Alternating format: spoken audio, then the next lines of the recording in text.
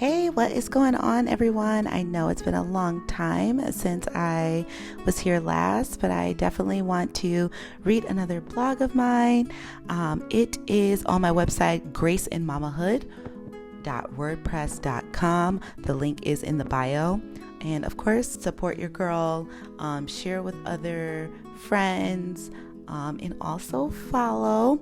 But here we go. I'm going to jump right into the blog, and it is called Stay in Your Lane. God brought me back to a moment I'll never forget. Back in 2021, I was pregnant, living in a one-bedroom townhouse, already struggling to keep up with bills and considering taking on 2 jobs. The nurse aide job alone wouldn't be enough to support me and my son. My life had never followed a clear plan. But with a baby on the way, I found myself thinking ahead and wondering what the next year would look like. I knew I needed to work, yet deep in my heart, I longed to be home raising my son. I watched YouTube homemaker videos because being a stay-at-home mom was only a reality through a screen. It only seemed to be a blessing for others, but not for me. For me, I believe single mom's era would be a life of struggle, working multiple jobs, constantly trying to stay afloat, and quietly letting my dreams fade away. My mind was acting with fear. I believed I had to learn how to be both a mother and a father while working 2 or 3 jobs. I was struggling to manage my own life, so it all felt impossible. Thankfully, I was still able to hear God's voice.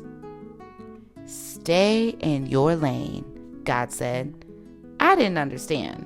I felt the weight of the responsibility of filling both mother's and father's shoes.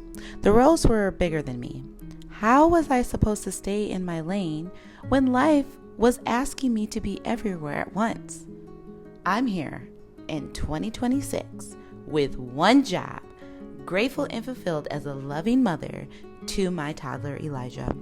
Working remotely has allowed me to be at home, so I guess you can call me a stay-at-home mom. Staying in my lane has taught me that God's plan isn't the same for everyone. I can't tell someone to quit their second job or apply only to a remote job. What I can say is that God speaks to each of us personally. God is always willing to guide because he knows exactly what he planned for us. That's in Jeremiah 29:11. When we make an effort to pursue a relationship with God, we discover his love has been near. Check out Acts 17:27.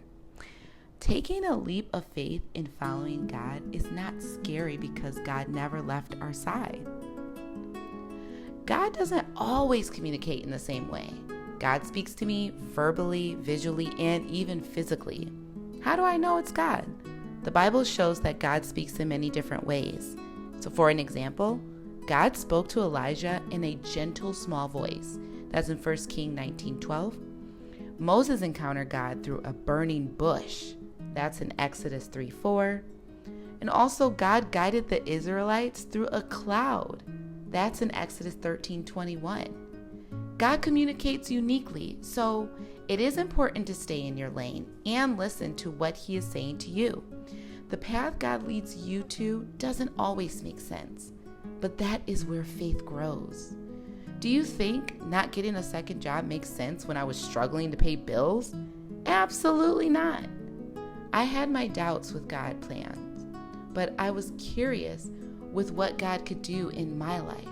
Sometimes it takes a life curiosity to see the big promise of God.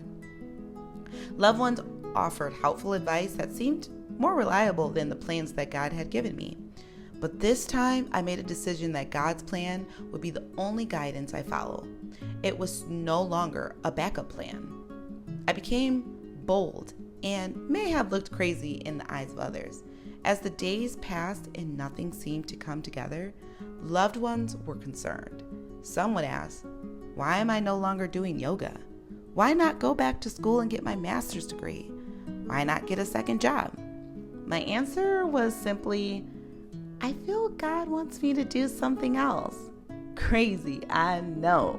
but I had seen my own plans continuously fail me.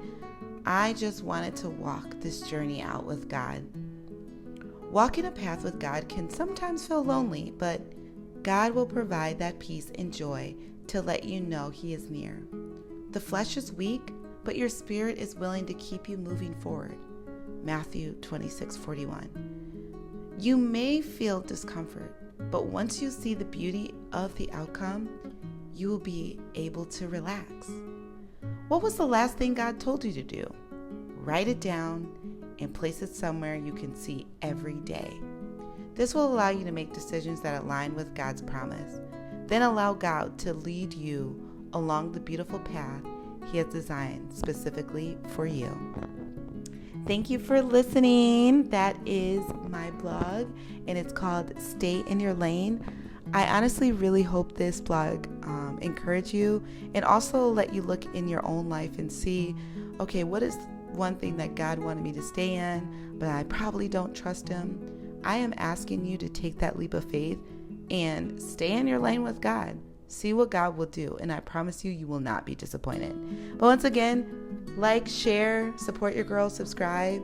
I am here to share my testimony, and I hope that this testimony allows you to not feel alone, but allow you to feel like you're in this walk with me.